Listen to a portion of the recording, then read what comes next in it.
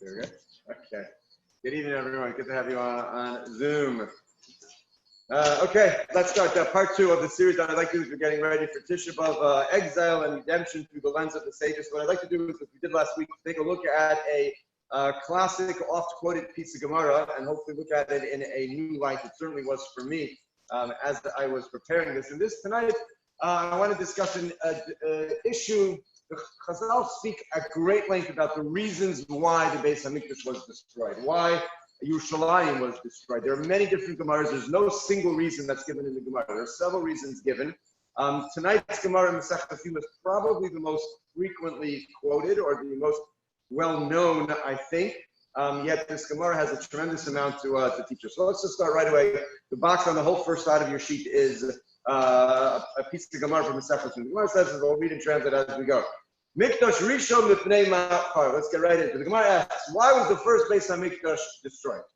Now, what we're going to address are the two Batei Mikdash, and I think we often lump them together in the sense as we say, like Tisha B'Av is because both of the Batei Mikdash were destroyed and we're mourning the destruction, and we sort of just deal with it as a single entity that had two manifestations. The Gemara separates them, and we'll see it's very, very significant in the way that it does. So the Gemara asks, well, why was the first Beis HaMikdash destroyed? So the Gemara says, because there were three terrible sins which existed during the time of the first Beis HaMikdash: Avodah Zarah, Gilui Arayos, Ushvichas Damim. The big three. You had idolatry, you had adultery, forbidden relationships, and you had murder. Now these three, besides for being significant prohibitions, we're familiar with our grouping of three because these are the three in which are so bad, in which we know the halacha is yarug val yavu. It's better for a person to die rather than to violate any one of these three particular prohibitions. And the Gemara says, those were the three things that were going on. What was it like in the world of Yerushalayim during the end of the first Beis Hamikdash? It was pretty bad. Idolatry, adultery, murder was rampant. That's what you had going on, and that's why the Beis Hamikdash was destroyed. That's the Gemara about Mikdash Sheni. Okay, that doesn't lend itself to any questions. That makes sense. We understand why Beis Hamikdash would be destroyed under such circumstances. But the second one the Gemara then asks, Shahayu Oskim Batorah v'Mitzvos, Ugemilos Chasadim. They were involved. They were learning. They were doing mitzvahs. They were involved in acts of chesed. Mipnei Macharos. So why was it destroyed? What happened? What was going on? If they seem to, on the external, be doing the things that they needed to be doing, why is it destroyed? Says the Gemara, this is a famous Gemara because what existed during the time of the second Beis HaMikdash, even though you didn't have Gilui Shvichos Damim and Avodah Zarah, and you actually have people learning and doing mitzvahs, but what you did have was sinas chinam, which will simply be translated as a baseless hatred. And of course, much discussion on exactly what that is, which we're not going to touch much on tonight. The idea of sinas chinam. The Gemara says the Lamb, but this even teaches us sinas chinam can get shalosh averos. Now this teaches that avera of sinas chinam is equal to the other three. Now the other three we know how bad it is. That's you have to die rather than violate one of those three. And you see that sinas chinam is equal to those three. The idea of a hatred, baseless hatred amongst the Jewish people, is equivalent based on the destruction of the Beis HaMikdash. The Gemara seems to even imply, which we're not going to see inside, that it's even worse, in fact. Not just that it's equal, it's worse, because the big three, they eventually got a second Beis HaMikdash. If you were around for the destruction of the first, it came back. The second, which was destroyed because of sinas chinam, we're still waiting 2,000 years later. So there's reason to say the Gemara says that it's even worse. It says, look, I can prove that it's even worse because we still haven't been able to get it back. Let's get down to the final paragraph. The Gemara then adds, Rabbi Yochanan and Rabbi Elazar da'amri travayu. We have a statement from both Rabbi Yochanan and Rabbi Elazar that the Rishonim shenizgala avonam, the original one, the early of the first Beis HaMikdash, where their iniquity, where their sin was exposed and revealed, meaning, look, they're murderers, they're idolaters, they're adulterers.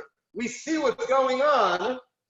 Nisgala kitzam. So then their end was also revealed, meaning how long the exile would be was revealed. We had a prophecy, we had a nevuah. 70 years, that's all that it was going to be. The whole Purim story gets started because Achashverosh miscalculated the 70 years. He thought that it was already up and they weren't going to be redeemed. That's why he brought out the vessels of the Beis HaMikdash and had his whole big feast. Which we read in the Trop of Eicha, because he was using the vessels of the Beis Hamikdash. He thought the 70 years were up, but as is the case in many circumstances, how we calculate certain prophecies is not always so clear. So he got it wrong. But in any case, we knew it was 70 years. That's all it was going to be, and eventually that's what it was. They came back and they rebuilt the second Beis Hamikdash. But the Gemara concludes, Achronim, but the second Beis Hamikdash and its sin, Shalom Nisgala, it was not as revealed. It's not exposed. If you hate your friend, not everybody knows. Sometimes in a community, people know that this one doesn't go on. We know some things, but we don't know everything. It's not as revealed. It's not as obvious. Loi Nisgala Kitzam. So therefore, its end is also not revealed.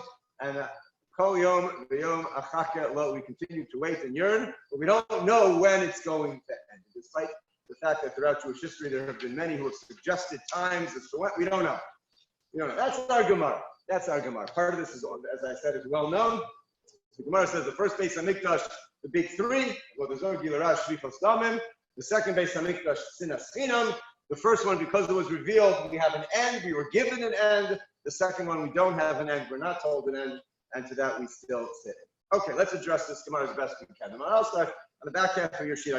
This is actually a shortened version of it. We're not going to read through the whole thing, not to worry. And whatever we read, we'll translate, but it'll just help guide us along. And I'll addresses this at length in one of his svarim called Netzach Yisrael. And he starts with the following idea. It doesn't make sense. It's not possible that when the sages revealed this to us, that it was by chance, that it happened to be that the first Beis Hamikdash had these three, and the second one had Sinas Chinam. It's got to be that it was not purposeful, but it's particular. It was because the first three, and only because would have had these things. These are the things that would have undone the first, and this is the only thing that could undo the second. Not just that it happened to be that they had these particular errors. These errors undid the first, and the second one undid the second. What is the difference between the first Beis Hamikdash and the second Beis Hamikdash that would result that these particular errors would undo its ability to stand and would topple the entire structure of the Beis Hamikdash? So before we get to his approach, a few words of introduction of understanding the difference. And again, we like to lump them together, the first and second Beis Hamikdash, but it really, they were two completely different creatures, so to speak. The experience of the Jew in each one was completely different during the era of the first Beis Hamikdash and the second Beis Hamikdash, and it manifested itself in several ways, one of which was the most significant and primary. The Mishnah discusses, the Gemara discusses in Masechtas Yoma that there were actually 5 differences between the first Beis Hamikdash and the second Beis Hamikdash. And you'll see there's really a theme.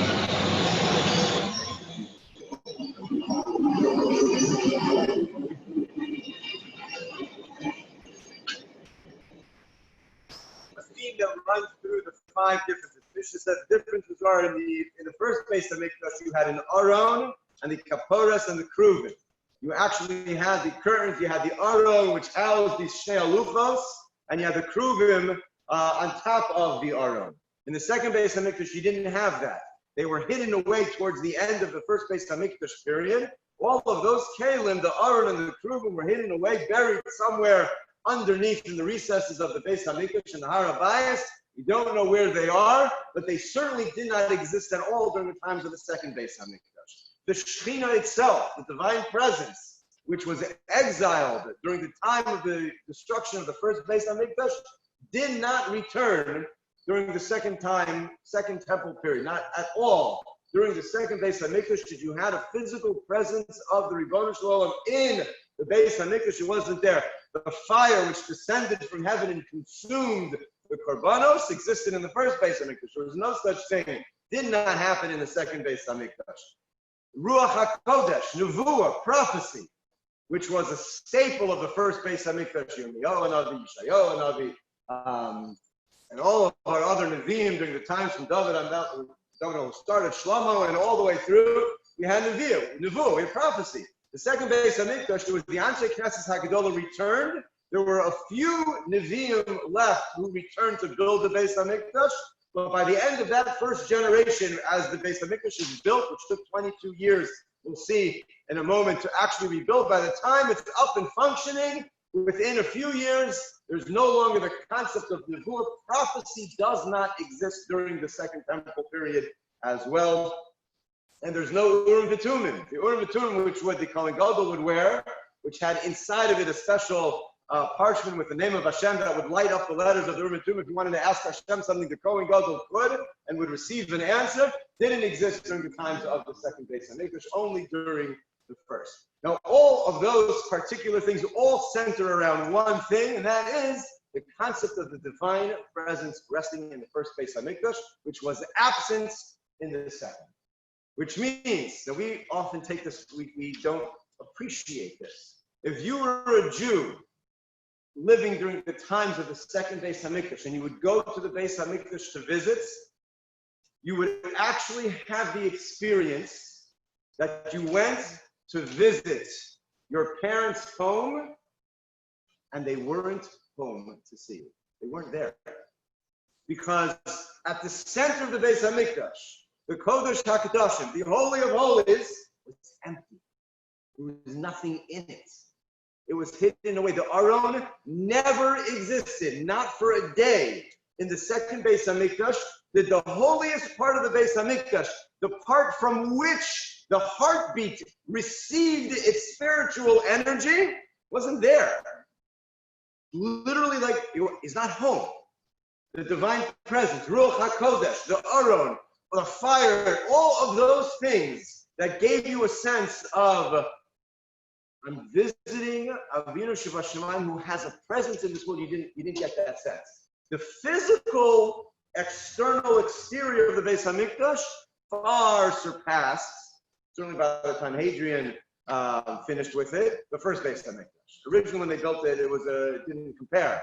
But by the time all of the repairs, what we see now, the outer wall, was a magnificent structure. So you would go and see an outer shell that far surpassed the first.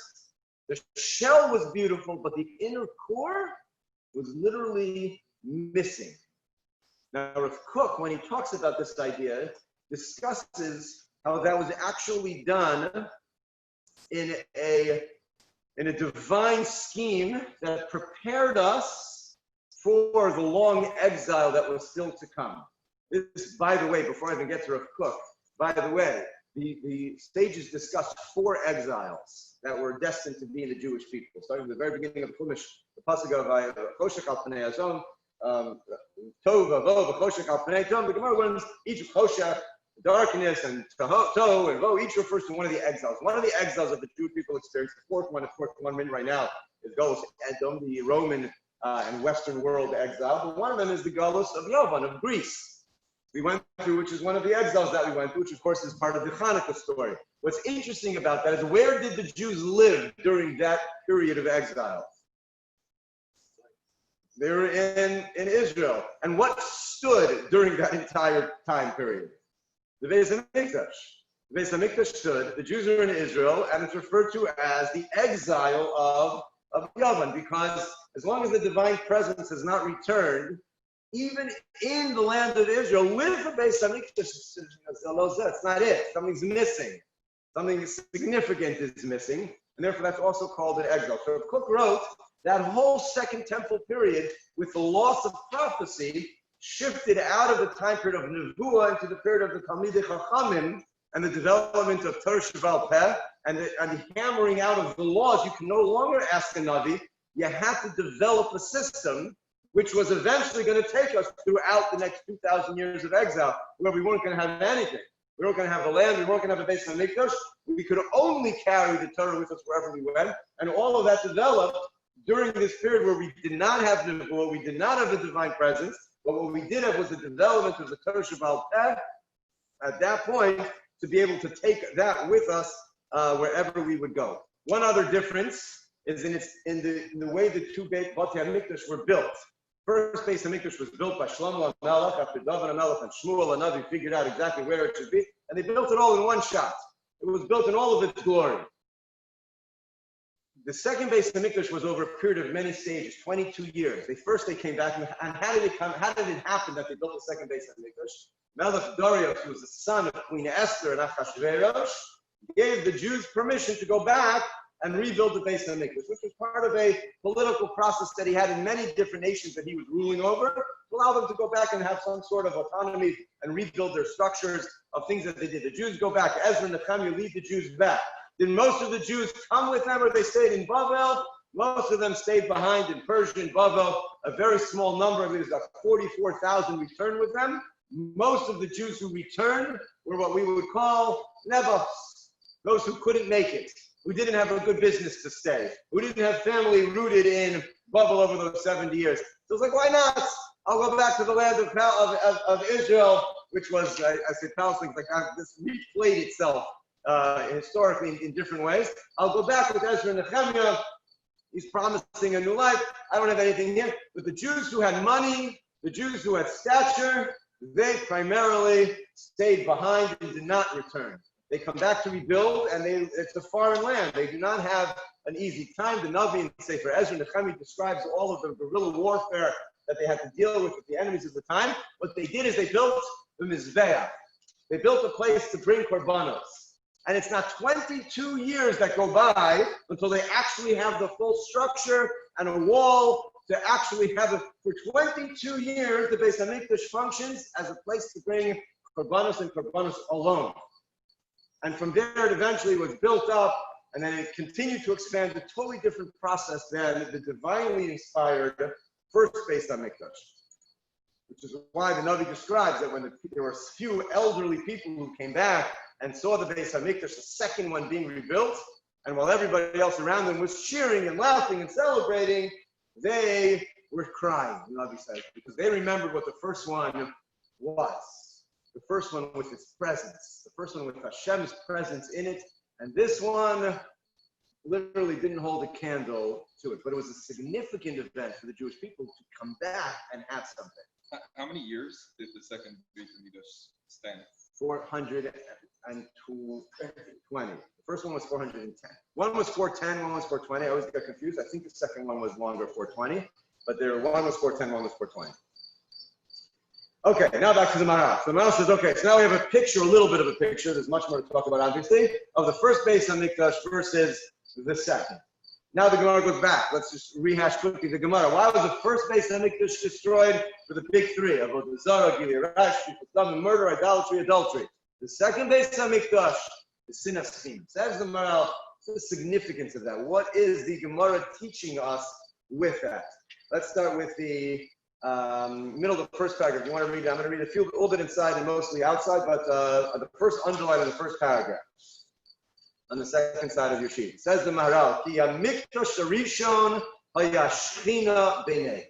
Because in the first Beis HaMikdash, the Shechina was there, as we've discussed, the divine presence, a Jew connected with Hashem and the Beis HaMikdash in a real tangible way. I had a Rabbi in Cambria Avne used to say, there are all the Averas that you find in the first Beis HaMikdash, but you never find the concept of a kofar, of somebody who denied the presence of God. Avodah Zarah, meaning taking on additional wives, so to speak, using that parable, yes, you found that. But somebody who said, I don't believe that there's a God in the world. You never find any record of that throughout the entire Tanakh, that was a problem. Today, we know lots of people who say that. There never was such a thing. You say, you know why not? You say, come, I'll show you. Come to Yerushalayim. You take it to the Beis HaMikdash. You say, here's the Rebbe Shalom. It was tangible. You could feel it. You could sense it. Now, did that mean you were a perfect person? No, you could still do idolatry and adultery and murder. But you couldn't say that there's no such thing as the Rebbe Shalom. That you can't say. That's ridiculous. But you do all sorts of other things as Jews have always, that's free choice. Welcome to the world. But that you never find. Says the Maharal, this idea that you had the Shechina amongst the Jewish people, there was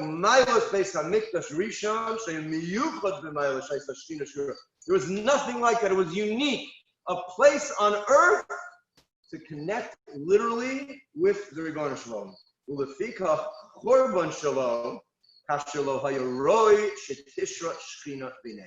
What brought about its destruction? When the Jewish people were no longer fit to have that presence amongst them.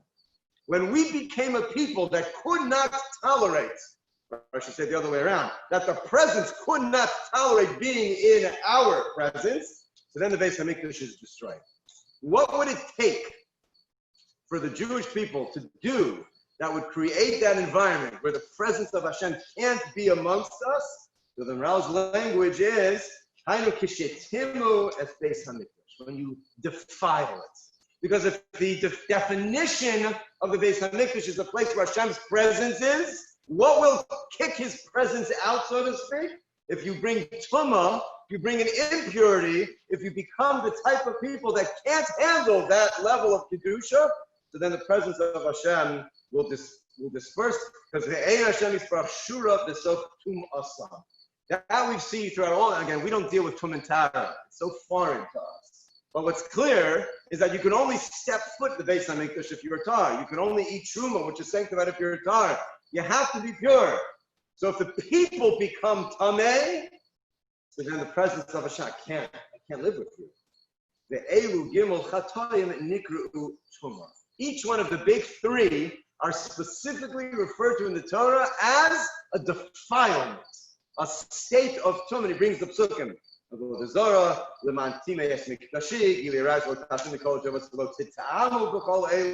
And murder,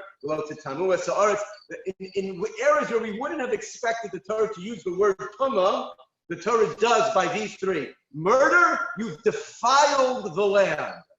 Avodah zarah is a clear element of tumah, and even Gili Arayas, illicit relationships, don't do like all of these abominations and become defiled amongst the nations. From why is the word tumah always there? It says Maral, it's not by chance that the Jews did those three things and therefore the Beis Hamikdash is destroyed. It's because they did those three things. They created an environment that the Beis Hamikdash, the first Beis Hamikdash, couldn't exist. The first Beis Hamikdash is defined by having the presence of Hashem there. When you become a people that can't be, so then everything disappears. What about the second Beis Hamikdash? The second Beis Hamikdash didn't have that ever. It never had that presence. You would go and visit and you would sense there's something missing here. I'm in the Beis Hamikdash, I'm here to serve, but I can't connect in the same way because the presence isn't there. Says the Maral, second paragraph. Where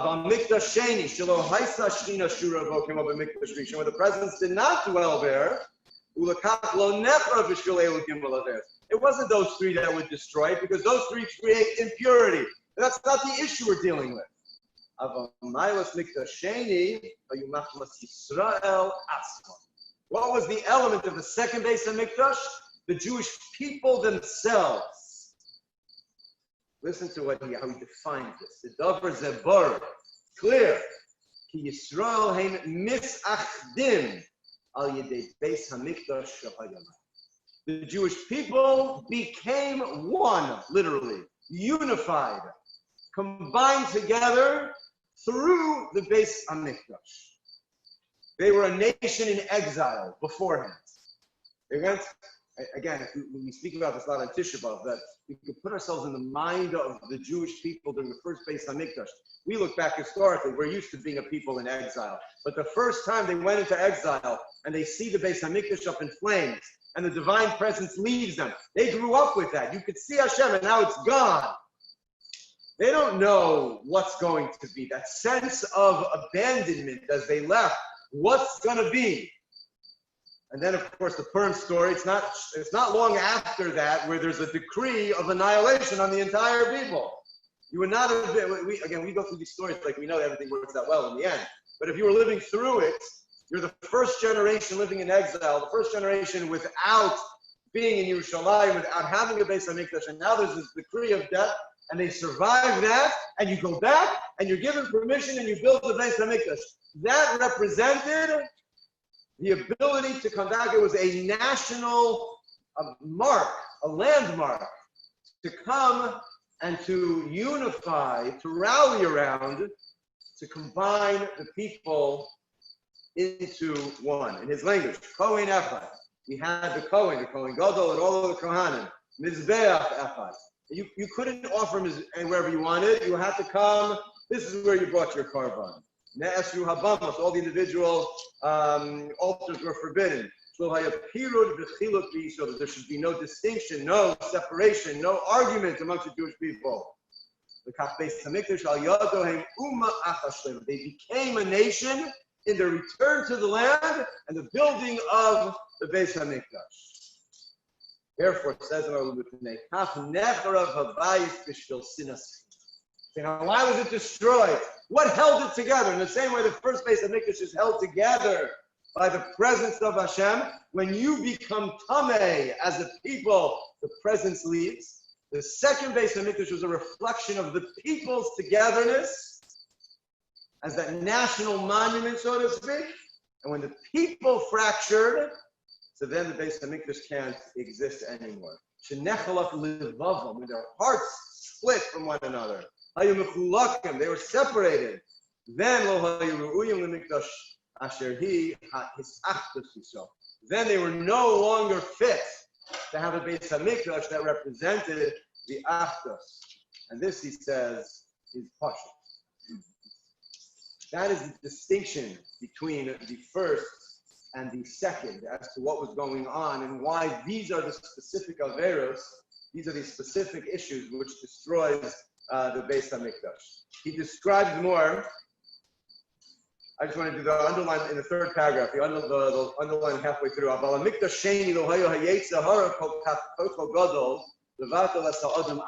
first Beis HaMikdash, the Yechezkel, for idolatry, adultery, murder, attacked the individual. The person who needs to be tahor is attacked with that Yechezkel. Those things destroy the essence of that person, murder, adultery, idolatry. The second was an attack against the status of the nation.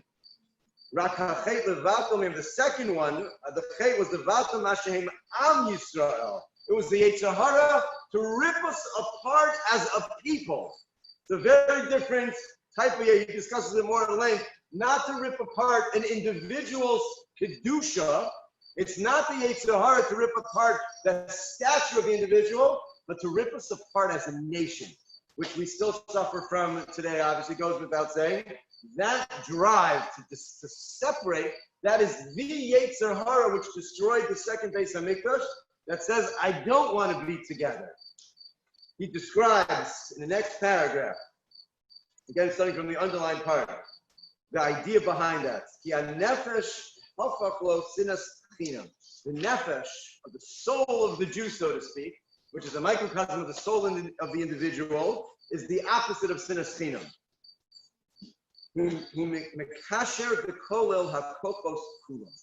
Person as a single individual has many different talents, many different strengths, many different capabilities. When you look at a person, again, this is like obvious, like the ABC stuff, understand this. When you look at a person and you say, wow, I didn't realize that you know how to draw and you know how to write.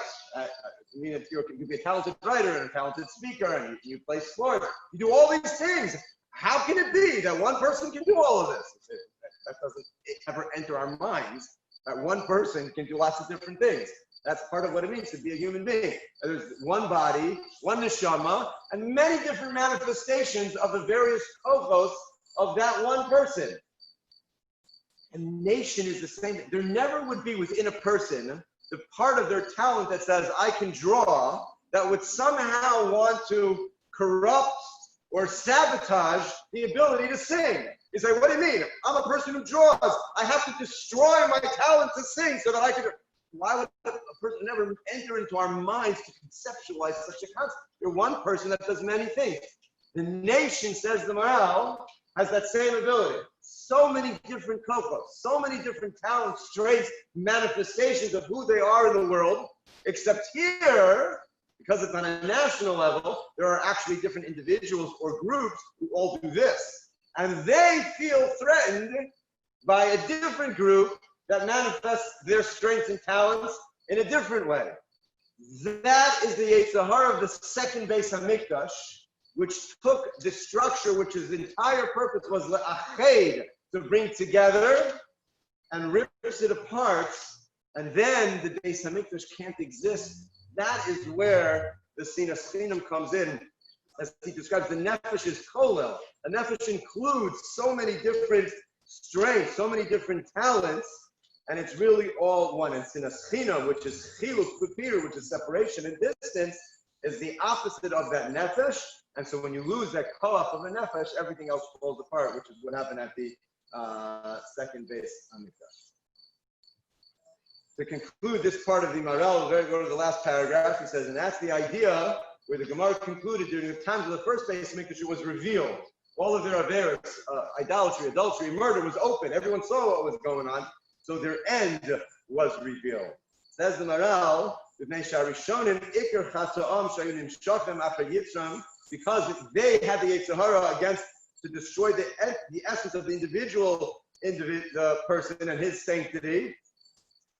So therefore, and it was open and revealed, their punishment was. Last two lines. But the second ones, during the second base of Mikdash, it was inside. It was an internal hatred, dislike, this fight against other talents and strengths amongst the Jewish people. Since their primary sin was in their hearts, shehu b'nister, which is hidden away and no one else really knows what's going on. Therefore, the end of our days in exile are not revealed as well, which is the davar nister, and we do not know when that is going to come. I conclude, as we are getting close to minute, with the words of the Shloah HaKadosh, Yeshayahu Horowitz, who lived in the 1600s, and he writes, taking all of these ideas, that the primary sin of the first base of Mikdash was the opposite of the Ahavta Eis Hashem Eloka. First base of Mikdash, we had the presence of Hashem. The failure of the Jewish people was against the Ahavta Hashem Eloka. The second base of Mikdash was a problem of the Ahavta L'Reacha Kamot. It wasn't against the kedusha, the sanctity that Hashem brought to the base of Mikdash. It was against the idea of Klal Yisrael being one. That first problem of the big three was solved, and the second base of Mikdash was rebuilt. But the second base of Mikdash, which never, I say, was solved, it never fully brought Hashem's presence back. We at least got a base of Mikdash to prepare us for all of these years in exile. But what we did was specifically sinas chinam, and it was done, and that was the only thing that was going to ruin the base of Mikdash, because that took away what the base of Mikdash stood for, the unifying force of the base of Mikdash. And until that is repaired, it remains an unrevealed end game to fix that specific problem that was of the Ahavta L'Reacha Kamocha. That is the Yetzirah that we have. The Yetzirah for murder, that's not really there. Yetzirah for idolatry, not really. Adultery, a little bit more so than the other two. But you know what we all have the Yetzirah for? Sinas chinam, pirud v'chilik, distinction, separation. This is separate from that, and this group is different than that.